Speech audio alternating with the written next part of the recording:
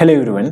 आज के इस वीडियो में हम लोग ऐसे 10 पॉइंट्स के ऊपर बात करने वाले हैं जो पता तो सभी को होता है लेकिन इसको अपने लाइफ में इंप्लीमेंट नहीं करते हैं और यही कारण है कि सक्सेस जो है वो पीछे छूट जाती है। अगर इन पॉइंट्स को अपने लाइफ में आप इंप्लीमेंट कर पाए तो आप 90% के स्टूडेंट को जो है वो पीछे छोड़ देंगे और सक्सेस मिलने की जो चांसेस है ना वो बहुत ज्यादा हो जाएगी। तो आइए उन 10 पॉइंट्स को डिस्कस कर लेते हैं और उम्मीद है कि इस वीडियो को देखने के बाद इन सारे पॉइंट्स को अपने लाइफ में आप इंप्लीमेंट करेंगे जिससे आपकी सक्सेस होने की जो प्रतिशत है वो काफी बढ़ जाएगी। सबसे पहला जो हम गलती करते हैं वो ये कि सिलेबस को थ्रोली अंडरस्टैंड नहीं करते हैं। यूपीएससी ने अलग अलग सिलेबस जो है वो अपना हर ईयर जो है वो अपडेट करते रहता है। अब ऐसे में क्या है कि हम लोग ऊपर ऊपर से तो हम सभी को पता होता है कि ये हिस्ट्री है, ज्योग्राफी है, पॉलिटी है, इन्वायरमेंट है, लेकिन जो टॉपिक दिया रहता है यूपीएससी के सिलेबस में उनमें बहुत सारी चीजें जो है वो छिपी रहती हैं, हिडन रहता है, जिसको आपको आइडेंटिफाई करना है। कैसे आइडेंटिफाई करिएगा? तो इसके लिए ना आप प्रीवियस ईयर्स क्वेश्चन पेपर का हेल्प ले सकते हैं। तो सिलेबस को आप काफी अच्छे से एनालाइज करिए कि आपको क्या पढ़ना है, क्या नहीं पढ़ना है, कहां कहां से जो है वो क्वेश्चन आ रहे हैं। इस चीज को आप बिल्कुल ही इग्नोर मत करिए। ऊपर ऊपर से सिलेबस देखने से यूपीएससी का काम जो है वो नहीं होने वाला। तो सिलेबस और यूपीएससी का जो पैटर्न है ना, इसको काफी आप अच्छे से एनालाइज करिए और सिलेबस ऐसा होना चाहिए कि आपके एकदम दिमाग में छप जाना चाहिए। उसके लिए आप क्या करेंगे, आप हमेशा एक रूटीन बना लीजिए कि 1 वीक में, ठीक है ना, 1 टाइम जो है वो आप यूपीएससी के सारे सिलेबस को जीएस 1 से लेके 4 तक और जो ऑप्शनल है आपका उसका भी आप एक बार उसको रीड जरूर करेंगे वीक में 1 टाइम्स। और ऐसे आप 2 से 3 मंथ करिए, है ना। अगर 1 मंथ में 4 वीक आ रहा है तो आप देखेंगे कि आप 12 टाइम्स जब आप उसको रीड करेंगे ना, सारे सिलेबस जो है वो आपके माइंड में छप जाएंगे। और बिलीव करिए, जैसे ही आप कोई खबर देखेंगे, कोई न्यूज पढ़ेंगे या कोई वीडियो देखेंगे किसी का भी, तो आपको तुरंत आ जाएगा कि अच्छा ये टॉपिक से रिलेट हो रहा है और ये हमारा जीएस का पेपर 2 या 3 से रिलेट हो रहा है। तो आप उन चीजों को समझने में ना आपका इंटरेस्ट और ज्यादा बढ़ जाएगा। आप किसी बुक को पढ़ेंगे, आपको सिलेबस पता रहेगा, तो आप जैसे ही पढ़ेंगे आप तुरंत रिलेट कर लेंगे, अच्छा उस पेपर के इस टॉपिक का ये चीज जो है वो हम लोग स्टडी कर रहे हैं। शानदार करिए, अंदर से जो फीलिंग आए ना, इतना शानदार आएगा ना, इसका आप मतलब क्या बताऊं मैं। आप करके देखिए, आपको एक्सपीरियंस मिलेगा, आप काफी हैप्पी फील करेंगे अंदर से और सेटिस्फेक्शन भी आपको मिलेगी। तो पहला पॉइंट है सिलेबस को थ्रोली रिवाइज करना, पढ़ना, ताकि आपके दिमाग में छप जाए। दूसरी पॉइंट, बहुत सारी जो बुक हैं वो हम लोग बाई कर लेते हैं, एकदम बुक का जो है वो पूरा भरमार लगा देते हैं, पूरा अलमारी भर जाता है, टेबल भर जाता है। ये गलती आप मत करिए। मैं अपनी पर्सनल बात जो है वो मैं आपको बता रहा हूं। मैंने सिर्फ एक पॉलिटी की इतनी सारी बुक खरीद ली, लक्ष्मीकांत खरीद के लाया, फिर अलग अलग कोचिंग इंस्टीट्यूट का जो है वो नोट्स खरीद के लाया, कुछ टॉपर्स हैं उनका नोट्स खरीद के लाया। लेकिन कुछ टाइम तक पढ़ने के बाद पता चलता है कि यार ये जम नहीं रहा कुछ, है ना। या फिर किसी ने नोट्स बनाया है तो वो अपने हिसाब से बनाया है जो आपको नहीं जमेगा, है ना। और लक्ष्मीकांत में कुछ ऐसा है कि ये अगर आपने कहीं पे कोचिंग वगैरह किया है ना, या कोई मेंटर है आपको इसको एक्सप्लेन करने वाला, तब ये आपके ज्यादा फायदेमंद है, वरना फायदेमंद नहीं है। तो ऐसे आप बहुत सारे बुक जो है वो कलेक्ट ना करें। कैसे? जैसे हिस्ट्री के लिए मान लीजिए अगर आपने स्पेक्ट्रम खरीद ली है तो आप बिपिन चंद्रा या शेखर बंदोपाध्याय या फिर किसी दूसरे राइटर का बुक खरीदने के बारे में सोचिए ही नहीं। एक बार कोई भी बुक एक बार अगर बाई कर लिए, बस स्टिक हो जाइए। आपको दूसरी बुक नहीं खरीदनी है उस सब्जेक्ट की। एक जो आपका सब्जेक्ट है उससे केवल आप एक ही बुक खरीदिए। टू मेनी बुक्स बाई करके आप अपना समय को लॉस करेंगे। बिलीव करिए, आप बुक तो खरीद लेंगे, उसमें आपका पैसा भी इन्वेस्ट हो जाएगा, लेकिन आपके पास उतना टाइम नहीं होगा कि आप उन बुक्स को पढ़ सकें। ये मेरा पर्सनल एक्सपीरियंस है। तो प्लीज आप इन जो चीजों को ना दोहराएं, है ना। ना ही इसमें आप अपने पैसे खराब करें और ना ही अपना टाइम को बर्बाद करें। तो ये गलती आप बिल्कुल ना करें। तीसरी पॉइंट, अनअवेयर द PYQ यानी कि प्रीवियस ईयर्स क्वेश्चन पेपर। मैंने पहले ही स्टेप में बताया कि सिलेबस को थ्रोली जो है वो आपको क्या करना है, आपके दिमाग में रहना चाहिए। और सिलेबस जो भी दिया हुआ है ना, तो इसमें बिटवीन द लाइंस होती हैं जो आप समझ नहीं पाएंगे। उसको समझने के लिए जो है वो PYQ होना बहुत ही जरूरी है। अब पीवाईक्यू का यूज आप कैसे करेंगे अपनी स्टडी को लेके, तो पीवाईक्यू ना दोनों के लिए, प्री के लिए जो है वो एमसीक्यू और मेंस के लिए जो है वो क्वेश्चन, दोनों को जो है वो आपको थ्रोली स्टडी करना है। आप इसको कम से कम दिन में एक बार पीवाईक्यू को जरूर देख लीजिए कि हाँ पिछले साल जो भी आप पॉलिटी पढ़ रहे हैं ना, पॉलिटी के बुक उठाने से पहले आप एक बार पीवाईक्यू उठाइए, पिछले 2-3 साल का देख लीजिए, एक बार रीड कर लीजिए कि हाँ क्या क्या पढ़ रहा है, फिर आप पॉलिटी पढ़िए, देखिए कितना मजा आएगा आपको पढ़ के, बहुत मजा आएगा। ये मेरा पर्सनल एक्सपीरियंस मैं आपके साथ शेयर कर रहा हूं, बहुत मजा आता है आपको जब आप बुक में कोई चीज पढ़ेंगे और तुरंत कोई टॉपिक मिलेगा या कोई वर्ड मिलेगा और तुरंत आप पीवाईक्यू पढ़े रहेंगे और आपको पता चला अच्छा ये क्वेश्चन तो आ गया है, तो कितना मतलब अच्छा फील होता है। तो ये काम आपको जरूर करने हैं, मेंस के लिए भी एमसीक्यू के लिए भी। 1 डे में 1 टाइम्स 10 मिनट या फिर 15 मिनट आप इसके लिए समय एक्स्ट्रा निकालिए पीवाईक्यू को देखने के लिए, या फिर रात में सोने से पहले एक बार पीवाईक्यू पढ़ के सोइए, है ना। ये आपको एकदम ट्रैक से भटकने नहीं देगा, एकदम सीधा रखेगा, ठीक है। चलिए अगला पॉइंट है हमारा इररिलेवेंट ऑप्शनल सब्जेक्ट को चूज करना। ऑप्शनल सब्जेक्ट को चूज करते हुए आप बिल्कुल ही गलती ना करिए, है ना। आप जो भी सब्जेक्ट सिलेक्ट करने वाले हैं, पहले उन सब्जेक्ट की यूट्यूब पे बहुत सारे लेक्चर होंगे, आप उन लेक्चर को देखिए, देखने के बाद अपना जो सेल्फ इवेल्युएशन है वो करिए कि क्या इसको मैं लंबे टाइम तक ढो पाऊंगा, है ना। क्योंकि कोई भी ये नहीं बता सकता आपको कि आपकी सिलेक्शन फर्स्ट टाइम में ही हो जाएगा, उसको second time, third time, fourth time भी या फिफ्थ टाइम भी पढ़ना पड़ सकता है। तो ऐसा सब्जेक्ट चूज करें जो स्कोरिंग तो होना ही चाहिए, साथ में आप उसको लंबे टाइम तक परस्यू कर सके, है ना। और स्कोरिंग भी होना बहुत जरूरी है। जैसे आप केमिस्ट्री चूज कर लेंगे तो कैसे हम स्कोरिंग का बात कर सकते हैं, ठीक है। तो ऑप्शनल को चूज करते वक्त ना आप बहुत ही सावधानी बरतें, आप ऐसे ही किसी के कहने से आप ऑप्शनल का सिलेक्शन ना करें, ये गलती तो बिल्कुल ही ना करें, ठीक है। तो ऑप्शनल चूज करते वक्त अपना जो सावधानी है वो बरतें। वीडियो में आगे बढ़ने से पहले अनअकैडमी का एक नया प्रोडक्ट लॉन्च हुआ है जिसको यूएल लाइट के नाम से जाना जा रहा है, और ये एक टेस्ट सीरीज है जो कि आपके यूपीएससी प्रिपरेशन को काफी ट्रांसफॉर्म करेगा। ये टेस्ट सीरीज जो है वो वीकली ऑर्गेनाइज किया जाता है, और जो भी आप टेस्ट देते हैं तो जो टॉप एजुकेटर हैं अनअकैडमी के, उनके द्वारा उसकी एनालिसिस की दी जाती है, और फिर लास्ट में जो है वो आपको परफॉर्मेंस इंडेक्स भी मिलता है जिससे आपकी क्या परफॉर्मेंस रही ये आपको बताया जाता है, और कहाँ पे आपको इम्प्रूवमेंट करना है, कहाँ पे आपकी गलतियां रह गई, वो चीज आपको बताई जाती है ताकि आप अगले टेस्ट सीरीज में जो है वो अपने आप को इम्प्रूव कर सके। तो किसी भी एग्जाम को जब प्रिपरेशन करते हैं ना, तो टेस्ट सीरीज एक बहुत ही इंपॉर्टेंट फैक्टर हो जाता है। तो अगर आप चाहें तो इन टेस्ट सीरीज को ज्वाइन कर सकते हैं। कॉस्ट जो है वो आपके ये है 3149। इनरोल करने के लिए लिंक जो है वो आपको डिस्क्रिप्शन में मिल जाएगा, और अगर आप इनरोल करते हैं तो इन कोड को यूज करिए तो आपको एक्स्ट्रा डिस्काउंट भी मिल जाएगा। ये हमारा 5वां पॉइंट है, इररिलेवेंट न्यूज पढ़ना न्यूज़पेपर में। आप क्या करते हैं कि न्यूज़पेपर पढ़ते हैं, मैं 100% श्योर हूं कि आप में से 95% लोग जो हैं वो न्यूज़पेपर पढ़ते होंगे, चाहे वो जितनी देर पढ़े, 20 मिनट, आधे घंटे, 1 घंटे, 2 घंटे, जितना भी पढ़े, लेकिन वो न्यूज़पेपर पढ़ते होंगे।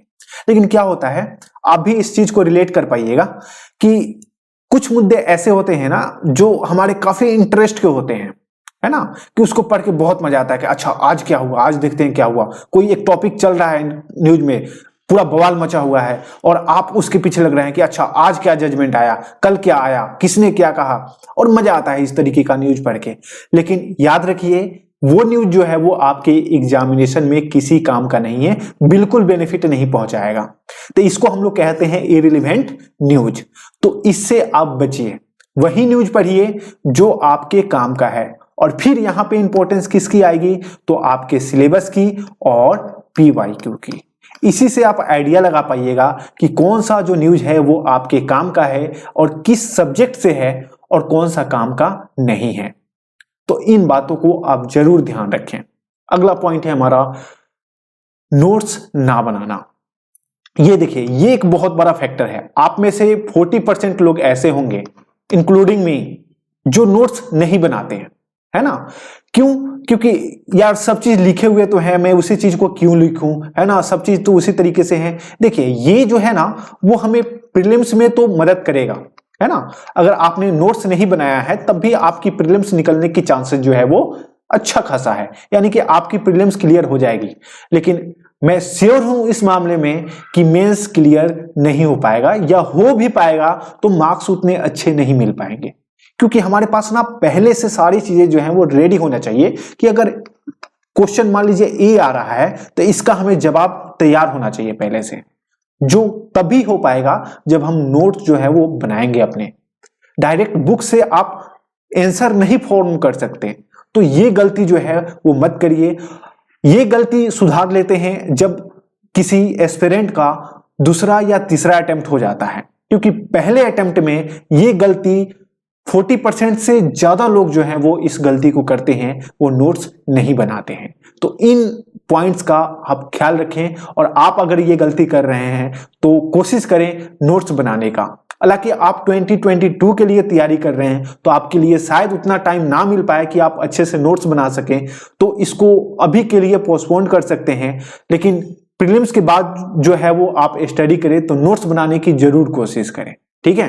ये बहुत ही इंपॉर्टेंट फैक्टर है। अगला पॉइंट है हमारा एक प्रॉपर स्ट्रेटजी का ना होना। सारी चीज तभी कर पाइएगा और वो समय पर कर पाइएगा जब आपके पास एक प्रॉपर जो है वो स्ट्रेटजी हो, कि आपने एक पूरी स्ट्रेटजी बनाई है।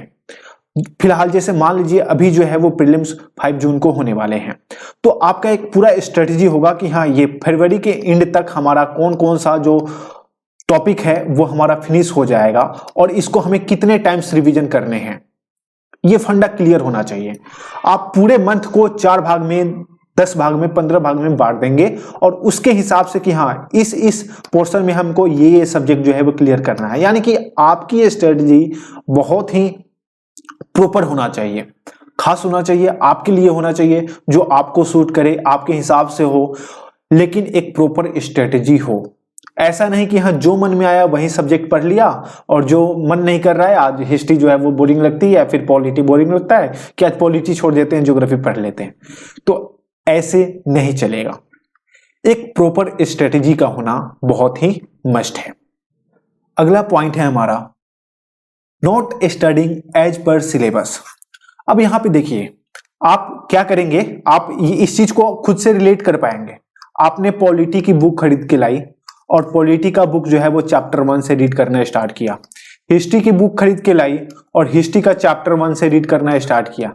हो सकता है चैप्टर 1 जो है वो इरिलेवेंट हो, है ना, वो आपके काम का ही नहीं हो, लेकिन आप उसे पढ़े जा रहे हैं, तो ये ना मतलब गलत डायरेक्शन में आप अपनी पढ़ाई को कर रहे हैं।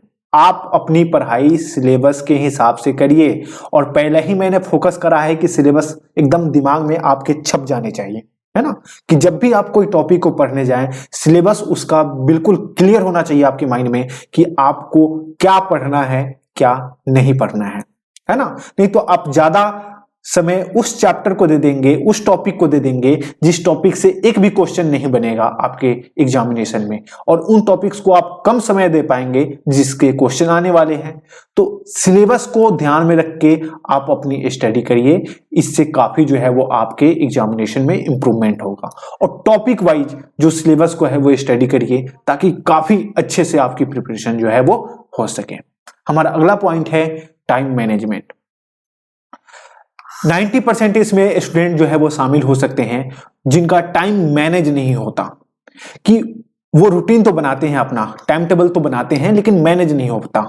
1 दिन हो गया, 2 दिन हो गया, 3 दिन हो गया, जैसे ही चौथा दिन आएगा वो गड़बड़ होना शुरू हो जाएगा, और वीक के लास्ट यानी कि 7वां दिन आते आते तो वो पूरा गड़बड़ हो चुका होता है ना।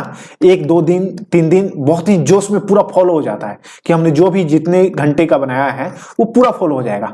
लास्ट आते आते क्या होगा कि उसमें गड़बड़ी आने लगती है, और एक बार गड़बड़ी आ गई किसी दिन भी, 1 से लेकर 7 दिन के बीच में किसी एक दिन गड़बड़ी हो गई तो उसके आगे वाला दिन गड़बड़ ही गड़बड़ जाने वाला है।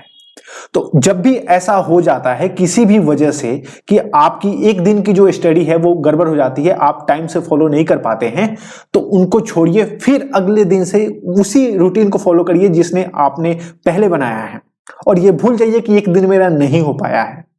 और उसको कोशिश करिए कि जो आपका संडे वाला दिन है ना, उस दिन उसको मेंटेन कर लें। यानी कि टाइम मैनेजमेंट बहुत ही इंपॉर्टेंट है। आप स्टार स्टार बना लीजिए यहाँ पे कि ये होना ही चाहिए। सिलेबस को, PYQ को, टाइम मैनेजमेंट को, स्ट्रेटजी को, ये 5 ऐसे पॉइंट है ना, इसको आप इग्नोर नहीं कर सकते। अगर आप इसको इग्नोर करेंगे तो आप समझिए कि भेड़ चाल में चल रहे हैं आप। मतलब मैं क्या कहूं, मतलब बहुत ही गलत तरीका है स्टडी करने का। तो ये 5 चीजें जो हैं वो होना ही चाहिए। लास्ट हमारा पॉइंट है इस वीडियो का, बट नॉट लीस्ट, रिवीजन ना करना। क्योंकि कोई भी वीडियो लेक्चर देख लीजिए, कोई भी न्यूज़पेपर पढ़ लीजिए, कोई भी आर्टिकल पढ़ लीजिए, कोई भी मैगजीन पढ़ लीजिए, या खुद का नोट्स ही क्यों ना बना लीजिए या पढ़ लीजिए, अगर आपने उसका मल्टीपल रिवीजन नहीं किया है फिर वो किसी काम का नहीं है। जब मेन टाइम आएगा एग्जामिनेशन में, आप उन चीजों को भूल जाइएगा या फिर कंफ्यूज हो जाइएगा, है ना। कोई 2 सिमिलर चीज ऑप्शन में ऐसे दिख जाएंगे आपको जिसमें आप बिल्कुल कंफ्यूज हो जाइएगा कि कौन सही है कौन सही ना है, और वहां पे 50-50 हो जाती है। या तो आप सही करिएगा, नहीं तो गलत करिएगा।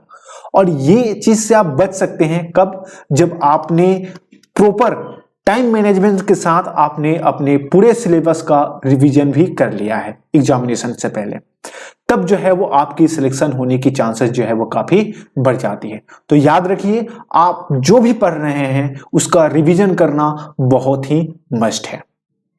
इन सब के बाद एक लास्ट पॉइंट जो काफी इंपॉर्टेंट है वो है मॉक टेस्ट ना देना। तो अगर आप ये गलती कर रहे हैं तो इसको सुधारिए और मॉक टेस्ट जो है वो दीजिए। ये बहुत महत्वपूर्ण भूमिका निभाता है हमारी सिलेक्शन में। और मॉक टेस्ट को देते वक्त आप कुछ बातों का ध्यान रखें। एक तो आप मॉक टेस्ट देने का टाइम कुछ इस तरीके से बनाएं कि मॉर्निंग का 9 AM to 11 AM तक, यानी कि 2 घंटे का ये टारगेट रखें आप। क्योंकि यूपीएससी का जो रियल एग्जाम होता है ना, वो इसी टाइम पीरियड में होता है, आपका जो पहला पेपर होता है, ठीक है। तो आप अगर 2 घंटे बैठ रहे हैं, मॉक टेस्ट लगा रहे हैं, तो आप कोशिश करिए कि आप इन टाइम में जो है वो अपने मॉक टेस्ट को दें। और मिनिमम आप 2 इंस्टीट्यूट का जो है वो मॉक टेस्ट सॉल्व करें। आप विजन का कर सकते हैं, इनसाइट का कर सकते हैं, जीएस स्कोर, या फिर अनअकैडमी का कर सकते हैं, ठीक है। मिनिमम 2 इंस्टीट्यूट का आपको मॉक टेस्ट देना है। और मान के चलिए कि आपको कम से कम 40 मॉक टेस्ट जो है वो देने हैं, है ना। जब आप किसी भी 2 इंस्टीट्यूट का ज्वाइन करेंगे तो ये 40 के आसपास या फिर इससे ज्यादा 50 के आसपास में चला जाएगा। अगर आप उसको रिपीट कर सके दोबारा तो ये और भी सोने पे सुहागा वाली बात हो जाएगी। तो ध्यान रखिए कि आप अपने मॉक टेस्ट जो है वो इस टाइम के ड्यूरेशन में जो है वो अपना मॉक लगाइए। और जो भी आपकी गलती हो रही है ना, उसको इवेल्युएट करिए और उसका आंसर में सॉल्यूशन देखिए कि हाँ आपने गलती करा है तो क्यों करा है, ऐसी क्या बातें थी जो आपको नहीं आ रही थी, या फिर आपने कुछ सोच के कोई आंसर टिक करा है और वो गलत हो गया है, तो आपके दिमाग में कौन सी थॉट आई थी जिसकी वजह से लगा कि ये सही होना चाहिए, और फिर उसके सॉल्यूशन में कौन सी थॉट जो है वो आपको पढ़ने को मिल रही है। तो इससे जो है वो आपकी इवैल्यूएशन की जो क्षमता होगी ना, एलिमिनेशन का, वो काफी ज्यादा इंप्रूव हो जाएगा। और इससे आपको जो रियल एग्जाम है यूपीएससी का, उसमें बहुत ज्यादा बेनिफिट मिलेगा। तो उम्मीद है कि इन पॉइंट्स को आप अपने लाइफ में इंप्लीमेंट करेंगे। और इनमें से कितने सारे पॉइंट्स को आप ऑलरेडी फॉलो कर रहे थे कमेंट करके जरूर बताइएगा। और अगर आपने इस पॉइंट को अचीव किया तो मान के चलिए कि आप 90% स्टूडेंट को पीछे छोड़ दिए हैं। तो इस वीडियो में इतना ही, मिलेंगे अगले वीडियो में, तब तक के लिए जय हिंद।